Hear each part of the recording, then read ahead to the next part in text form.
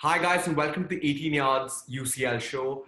In this segment, we'll sort of just analyze the UCL games and our take on the players to look out for and who we think is going to win. So tonight's games are Real versus Liverpool and City versus Dortmund. So in this first episode, we'll sort of do a Real versus Liverpool and sort of have our take on tonight's game. So I want to go last because I want to see what you guys think. So let's start with Rai.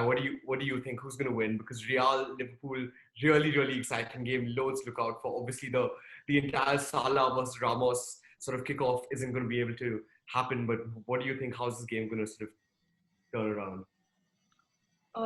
So I mean, it's tough for me to predict this one. I mean, right from the off, I can't say Liverpool or Real. But I'm excited to see how Liverpool's front three play because they've been much better in the UCL this year than they have been in the Premier League. They found much more freedom to play and much more space in the UCL. So I'm excited to see that. I'm also excited to see Karim Benzema go up against a Liverpool defense that has looked shaky all season.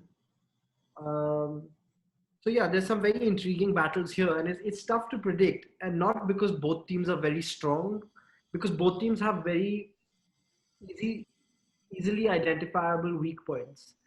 Um, and I think it'll all be about confidence and which team is sort of in control of the fixture tonight and therefore going into the second leg, because Real has a very important game against Barca at the weekend, and obviously Liverpool are in the tightest top four race there has been for many years.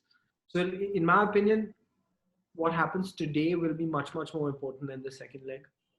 What do you think? Obviously you're going to have a much more detailed opinion on this, A much more biased opinion as well. Anyway, I mean, obviously, seeing that I'm a Real Madrid supporter, I'll be touching my wooden table right now and saying that, Madrid's going to win the tie. But, like Raihan said, I think it's going to be a really interesting game. Especially, even I'm excited to see Karim Benzema up against players like Nat Phillips and Kabak. Because I think Karim Benzema's on a dream run right now. I mean, in March, Real Madrid scored 7 goals, I think, and out of which Karim Benzema scored 4 and assisted 3. So you had 100% impacted. 100% impacted.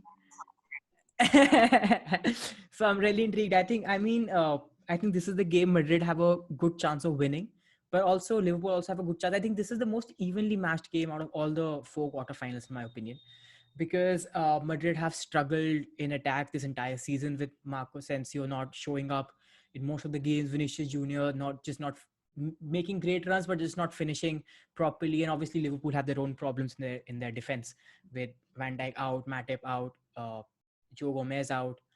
Obviously the new signing, I haven't seen Ben Davies on the field yet. So obviously they have their own problems, and for that very reason, I think it's going to be one of the most evenly matched games in this season's quarterfinals.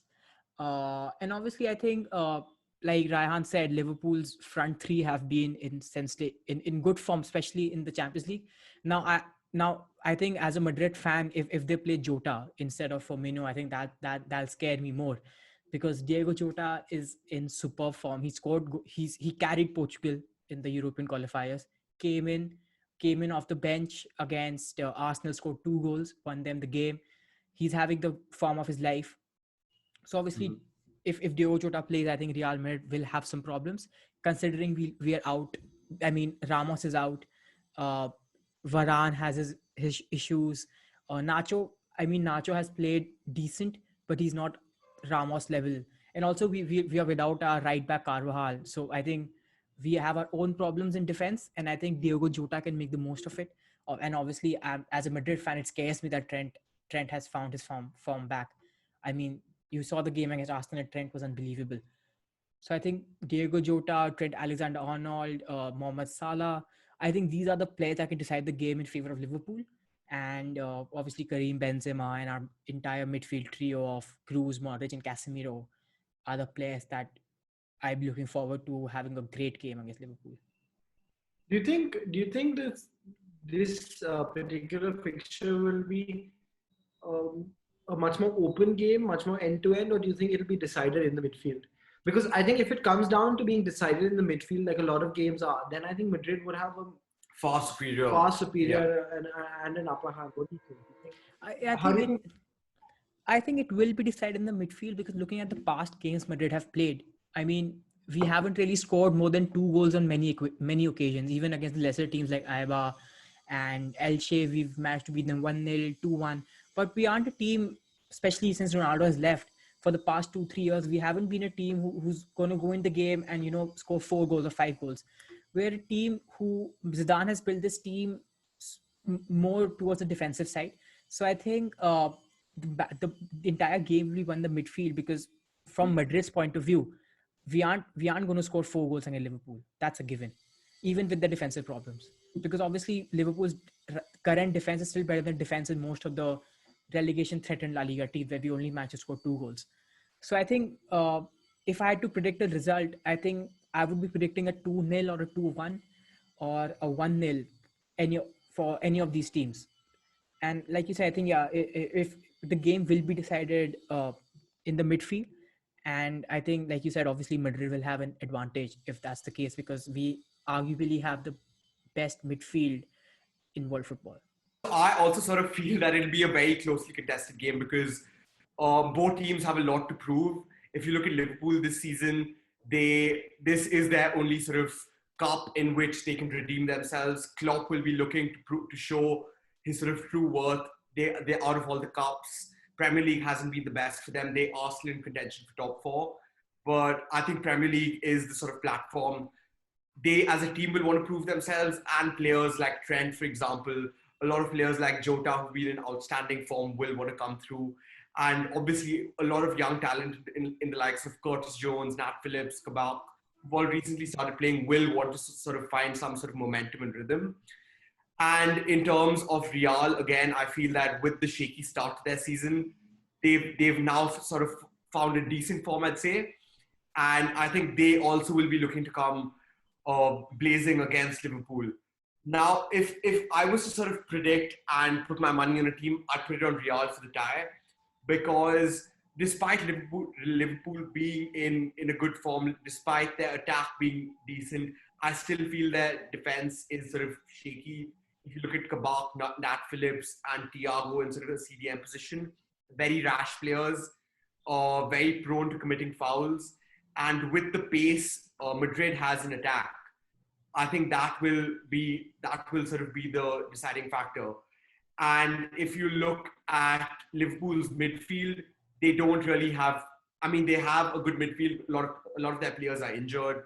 They have Thiago, who hasn't sort of found his form yet this season, I'd say. Then they have a load of other players, but I mean, the regular starters are Curtis Jones, Wijnaldum sometimes, Shaqiri. I mean, he keeps changing it around, but I guess Thiago and Curtis Jones are more of starters now. And again, as y'all were discussing, Real has a phenomenal midfield. They have probably, arguably, the best midfield in the world. So I personally feel a lot will be decided in the midfield this game. In terms of the result, I think this fixture is extremely important for Madrid. I think if they can keep a clean sheet, they'll go on to win the tie. I think even if it's 1 goal Liverpool score, they come home back to Anfield and win the tie. Even if it's sort of a 2-1 advantage to Madrid at home.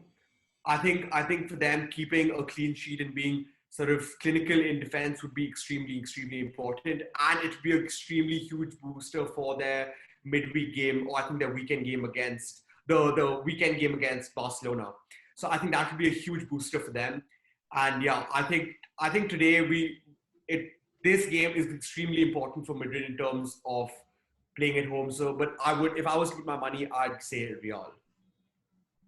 Right. But in terms of players to watch for, Aari obviously being a Real fan and looking at the matchups, where do you think are going to be like the sort of focus matchups in the field today?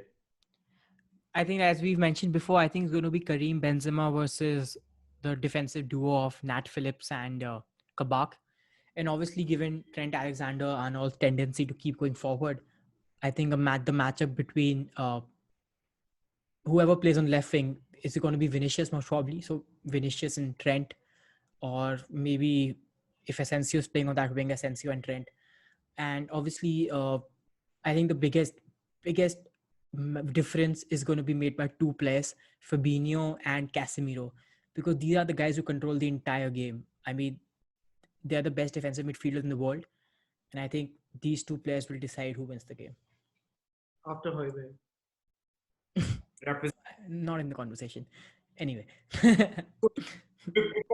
Before we end, if you all were to give a quick prediction for the first leg, what would it be?